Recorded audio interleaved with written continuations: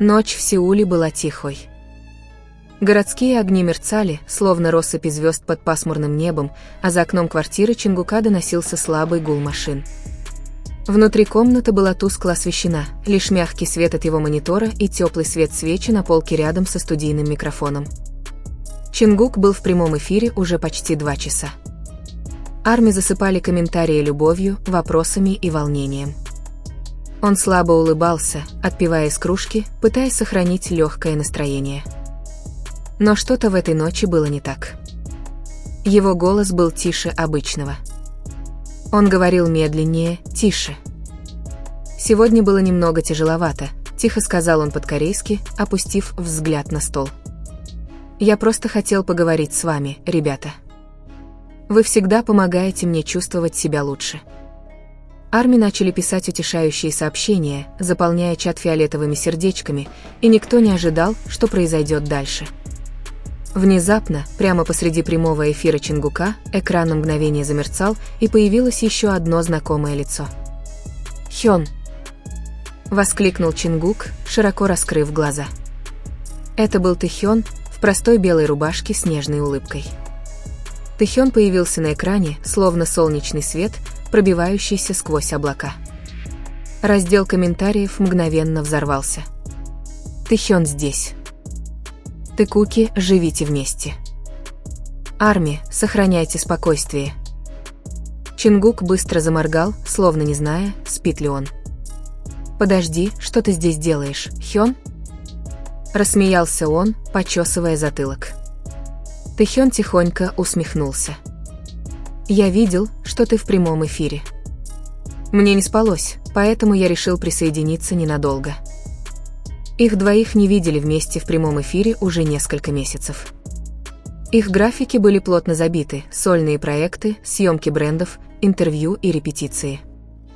Фанаты соскучились по их легкой химии, их смеху, их тихим моментам.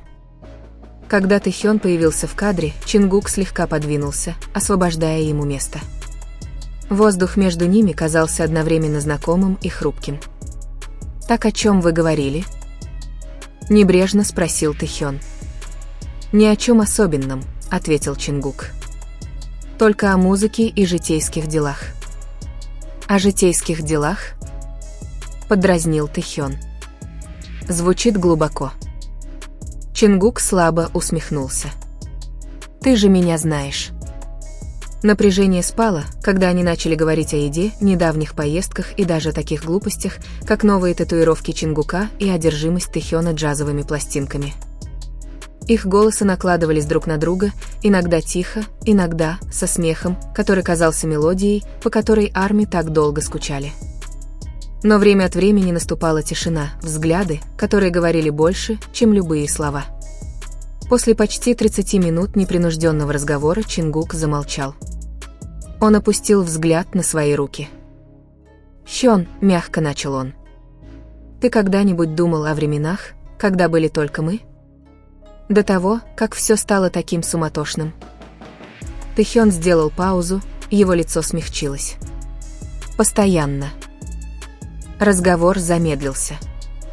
Арми почувствовали перемену в настроении, что-то искреннее, что-то настоящее. Чингук вздохнул. «Я скучаю по тем ночам. Помнишь, да? Когда мы просто сидели на крыше общежития и пели все, что приходило в голову». Тэхён слабо улыбнулся. «Помню. Ты приносил гитару, даже когда было очень холодно, и каждые 5 минут жаловался на холод». Чингук на мгновение рассмеялся. Они оба засмеялись. Но затем смех Чингука перешел в тихий вздох. Его глаза заблестели, когда он отвел взгляд от камеры. «Не знаю, почему. Просто у меня такое чувство, будто я что-то потерял в последнее время», — признался он. «Как будто меня окружают люди, но внутри все равно тихо». Тэхён протянул руку, легко положив ее на плечо Чингука.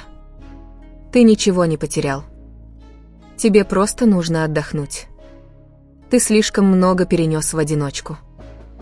Чингук посмотрел на него, его глаза заблестели. «Дело не только в работе, Хён. Дело во всем. Иногда я думаю, видят ли меня люди до сих пор, или это просто образ Чингука из BTS. Слова повисли в воздухе. Взгляд Тэхёна смягчился. Они видят тебя. Я вижу тебя. В этот момент голос Чингука дрогнул. Хён. И прежде чем кто-либо успел это опомниться, по его щеке скатилась слеза. Слова взорвались болью. Чингук плачет. Тэхён, пожалуйста, обними его. Мое сердце не выдержит. Тэхён наклонился ближе, говоря тихим, искренним голосом. Ты всегда старался быть сильным для всех, но иногда быть не в порядке – это нормально, Чингук. Чингук быстро вытер слезы, покачав головой. Просто, я не хотел плакать перед Арми. Тэхён нежно улыбнулся. Они поймут. Они любят тебя за твое сердце, а не только за улыбку. На мгновение они оба замолчали. В воздухе слышались лишь тихие всхлипывания Чингука и низкий гул фоновой музыки. Затем Чингук прошептал что-то, ошеломившее всех присутствующих. «Хён, ты всегда был тем, кто заставлял меня чувствовать себя в безопасности». Глаза Тэхёна слегка расширились. Его голос смягчился. «Чингук». «Когда все кажется слишком тяжелым», — продолжил Чингук, — «я помню, как ты сказал мне, не беги слишком быстро. Мы идем вместе». Это всегда помогало мне продолжать идти. Тэхён моргнул, явно тронутый. «Я и не знал, что ты это помнишь». «Я помню все», — тихо сказал Чингук. «Каждое слово. Каждый вечер, когда мы пели вместе. Каждый смех». Повисла тишина, та, что колеблется между дружбой и чем-то более глубоким, невысказанным. Тэхён протянул руку, смахивая слезу со щеки Чингука. «Ты молодец, Чингук. Ты стал таким сильным. Но не забывай, ты все еще мой Донсон. Ты можешь опереться на меня в любое время». Чингук кивнул, его голос дрожал. «Спасибо, Хён». Воздух в студии Чингука казался неподвижным. Рядом с ними слабо мерцала свеча, а мягкая инструментальная музыка едва заглушала звуки дыхания Чингука. Тэхён на мгновение замолчал, давая ему успокоиться. Затем, глубоким, успокаивающим тоном, присущим только Тэхёну, он сказал: «Знаешь, тебе не всегда нужно улыбаться». Чингук повернулся к нему.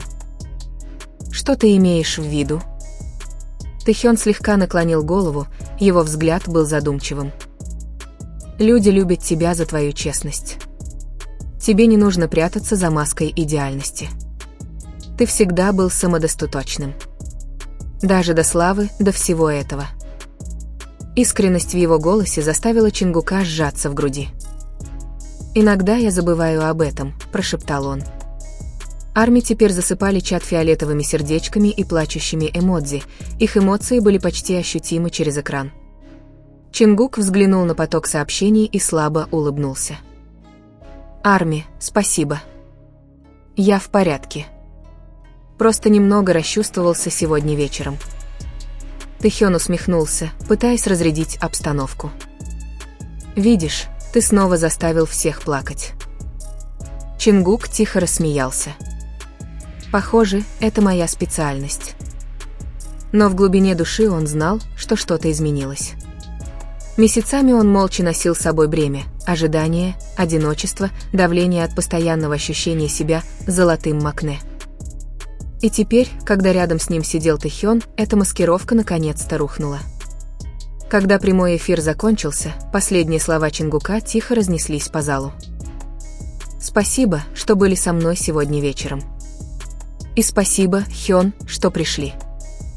Тэхён улыбнулся, приложив руку к сердцу. «Всегда». И с этими словами экран погас. Когда прямой эфир закончился, в комнате наступила тишина. Остался лишь гул вентиляторов компьютера. Чингук откинулся на спинку кресла, глубоко вздохнув. Тэхён посмотрел на него, и на его лице отразилось беспокойство. «Ты в порядке?» Чингук медленно кивнул. Да, я просто не ожидал, что так расплачусь. Тэхён мягко улыбнулся. Иногда сердцу нужно высказаться. Чингук тихонько усмехнулся. Ты снова говоришь как поэт. Я серьезно, сказал Тэхён. Ты работал без остановки, промоушены, записи, выступления.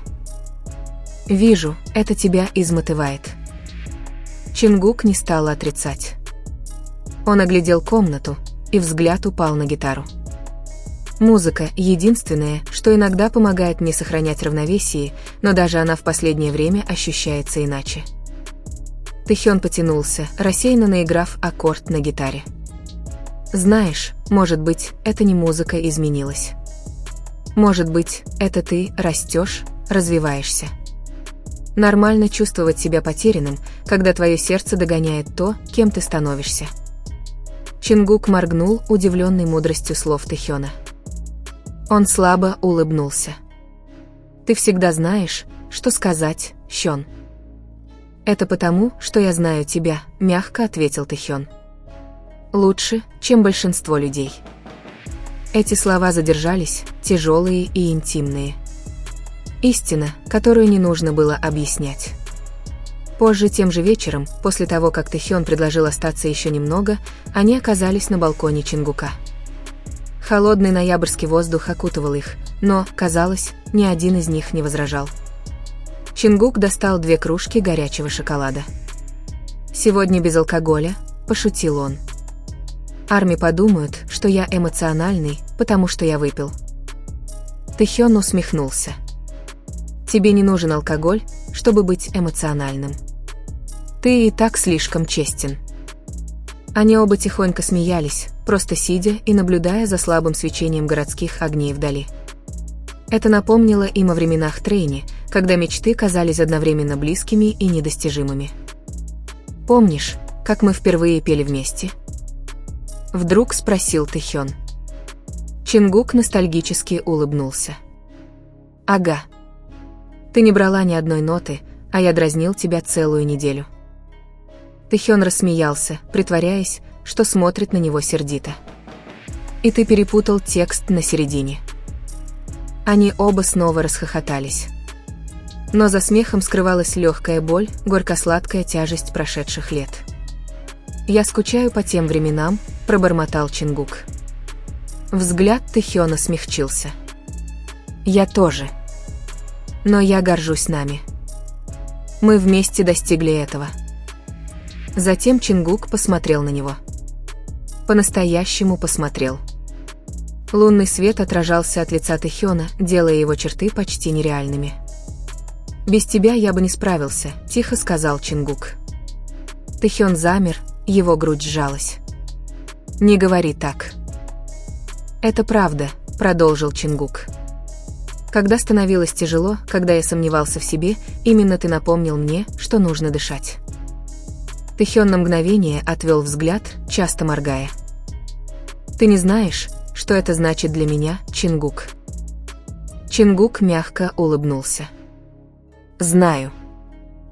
Последовавшая тишина не была пустой. Она была полна благодарности, боли, любви и всего того, о чем они никогда не говорили вслух. К следующему утру социальные сети погрузились в хаос. Видеозаписи с прямого эфира заполонили TikTok, Twitter и YouTube. Популярные хэштеги по всему миру заняли первое место: Тикук Live, Джанкук Cries, Taeyong Comforts, Джанкук We Love You. Фанаты публиковали эмоциональные посты, твиты и искренние сообщения. Некоторые плакали, смотря повтор. Другие благодарили Тэхёна за то, что он был рядом, даже через экран. Одна Арми написала, можно было почувствовать их связь. Это больше, чем дружба. Это понимание. Чингук старался не выходить в сеть, но когда наконец открыл Инстаграм, увидел 1000 отмеченных постов. Некоторые заставили его улыбнуться. Другие снова навернулись на глаза. Но один пост привлек его внимание, простое видео, где он плачет, с подписью «Даже самым сильным нужно, чтобы кто-то сказал, ты не одинок». Он долго смотрел на него. Затем открыл сообщение и написал Т: «Спасибо за прошлый вечер. Мне это очень нужно». Через несколько секунд пришел ответ: «В любое время, Куки». Для этого и нужны братья. Чингук улыбнулся в телефон, его сердце переполнилось радостью. Прошли недели. Концерт превратился в воспоминание. Но что-то внутри Чингука изменилось. Он снова начал писать, не просто песни для фанатов, а песни для себя. Необработанные, уязвимые, искренние. Однажды вечером он снова пригласил Т. Они сидели в студии, как и прежде, но на этот раз Чингук держал гитару с другой уверенностью. «Я написал кое-что», — робко сказал он.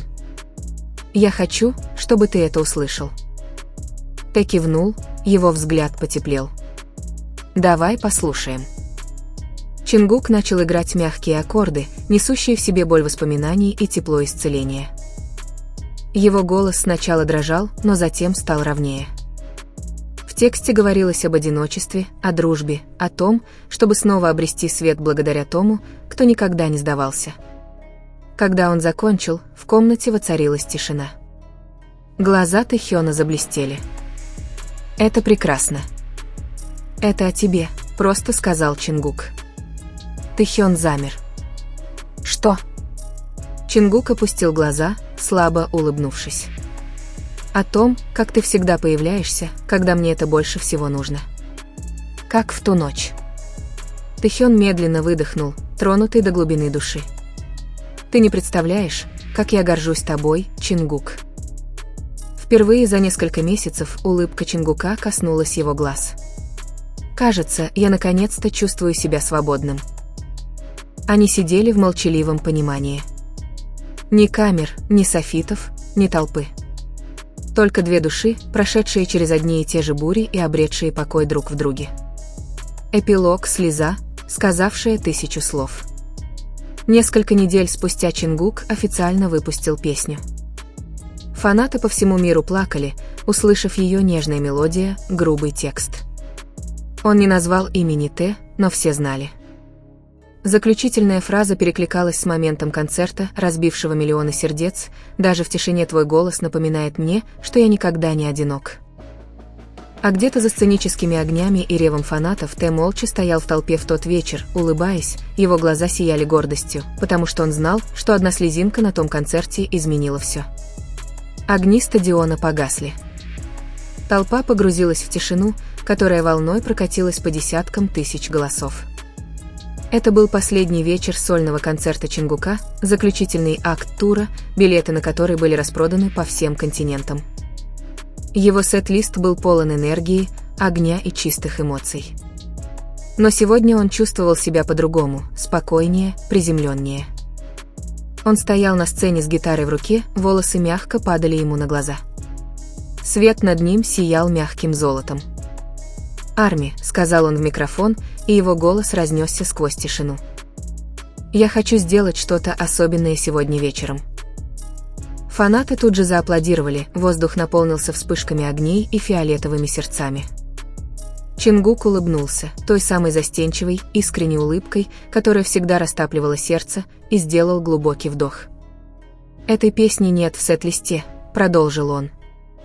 «Это что-то новое, что-то близкое моему сердцу». Он начал играть. Первые аккорды были нежными, знакомыми, та самая мелодия, которую ты слышал той снежной ночью несколько месяцев назад. Толпа слушала молча. Некоторые узнали тон. Другие просто почувствовали ее искренность, боль, тепло. Затем, без предупреждения, свет изменился. Рядом с Чингуком появился второй микрофон. Из темноты присоединился голос, глубокий, насыщенный, безошибочно узнаваемый. «Когда мир забыл замедлиться, ты напомнил мне, что я дома». Толпа взорвалась. «Тэхён. Это Ви. Боже мой. Тэхён, живем вместе». Тэхён вышел на сцену в простом черном пальто, его лицо озарила легкая улыбка. Чингук повернулся к нему, и какое-то время они просто смотрели друг на друга, тихо посмеиваясь над хаосом, который вызвало их воссоединение. «Хён», — сказал Чингук в микрофон, улыбаясь. «Ты же не мог оставить меня одного в этот момент, да?» Тэхён ухмыльнулся. «Ты же не думал, что я позволю тебе спеть нашу песню без меня, правда?» Толпа закричала еще громче.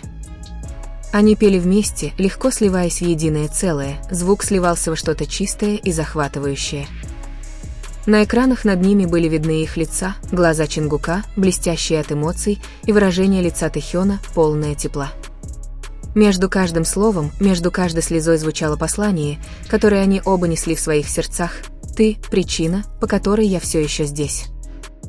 К финальному припеву ни один из них больше не пытался сдерживаться.